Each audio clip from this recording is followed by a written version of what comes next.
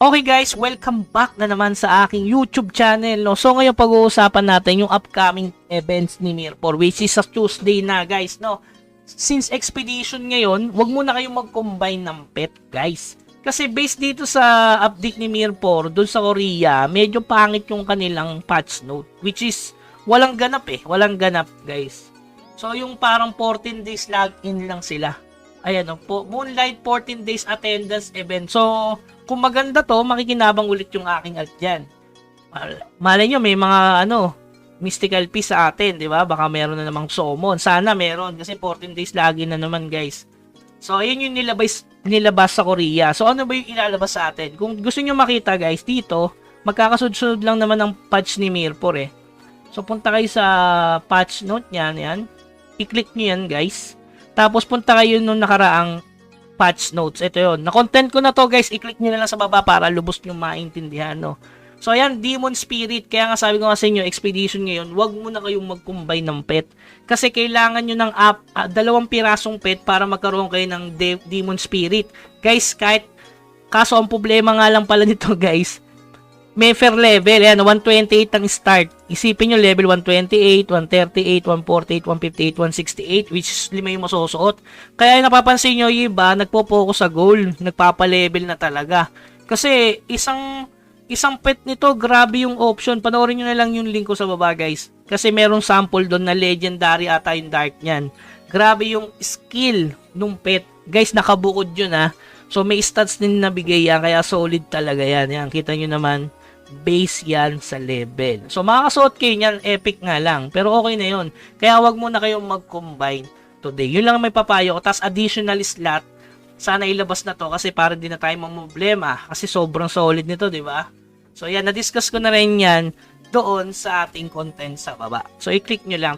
At saka nga pala, guys, good news. Yung Wemix tumataas na naman. Ayan, kita nyo, tumataas siya. Bumaba siya Tapos tumaas ulit. So, saan ba natin kina-cash out ang Wemix? Paano ba tayo mag-cash out? Guys, meron akong content dyan mula KuCoin, papuntang CoinPH. Ang kaibahan pala guys, meron pala sa KuCoin na P2P, tinaray ko, which is madali. Ang problema lang, kailangan nyo mag-verify ng account sa KuCoin, which is madali lang naman. Mas madali siya kaysa sa Binance. Tapos yung cash out niya, ito, nag-try akong mag-deposit galing sa nilaro natin Icarus M, ayan, yung per account. Tinaray ko lang isa nung 28. So, naka-cash out ko siya sa P2P, guys. So, magsa-setup kayo dyan ng bank transfer, tapos mag-uusap na lang kayo nung kadil nyo. Huwag kayong mag-alala, guys, kasi kapag KuCoin, money purse yan, Gcash purse yan, bago nyo i-release yung crypto. Okay? Gcash purse yan. Kaya mas maganda, guys, talagang legit kayo kung magbebenta kayo ng Wemix dito. Kasi, syempre, masisira yung pangalan nyo kasi nakasave dyan yung totoong pangalan nyo sa Gcash. Okay? So, KuCoin, the best na, hindi na kailangan i-transfer sa Binance. Pwede na palang i-recta dito sa P2P. Tuturuan ko kayo, guys, kapag nilagyan ko ulit ng laman tong Wemix. Kasi ayoko pang mag-cash out pa ng other Wemix. Kasi sa tingin ko, baka biglang tumaas to. No? Ng kahit 70 ulit, sabay TP ulit tayo. Okay, kahit pa tatlo kasi. Kung tatlo yun, 210 nyo sa 70, di ba? So, yun yung ginawa ko. Tumalon tayo. Tapos, kinash out natin. Okay? At saka good news din guys, yung merong sa KuCoin na airdrop event, which is matagal na. So, malapit na siyang matapos. So, ayan, nakita nyo, 600 USDT. Yung pwede nyong mapalanunan dito sa, ayan, ang cash reward. Share cash reward with you. Claim your share of 10,000 USDT, guys. So, under yan ng KuCoin, guys, huwag kayong mag-alala, no? Diyan tayo nagka-cash out. Ayan, matagal natin mga transaction, noon pa.